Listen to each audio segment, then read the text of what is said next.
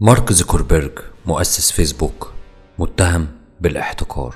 لجنة التجارة الفيدرالية بتقول اللي عمله مش مجرد تجارة، دي خطة احتكار كاملة. سنة 2012 اشترى انستجرام ب1 مليار دولار. سنة 2014 اشترى واتساب ب19 مليار دولار. كان عايز يشتري سناب شات اكتر من مرة عشان يموت اي منافسة لشركته. وكمان مارك بيبني كابل انترنت ضخم، كابل بيعدي على 5 قارات، كابل ممكن يوفر لشركة ميتا معلومات رهيبة تقدر تفيدها في استهداف الإعلانات. يعني مش بس عايز يسيطر على التطبيقات، ده عايز يتحكم في الإنترنت كله. لو المحكمة حكمت ضده، شركة ميتا ممكن تتفكك بالكامل وتبقى كل منصة منفصلة عن التانية، وبالتالي الربط اللي عامله مارك بين المنصات هيتفكك. احنا في لحظة مهمة ممكن تغير شكل الانترنت للأبد. السؤال نفسه، هل دي نهاية امبراطورية مارك زوكربيرج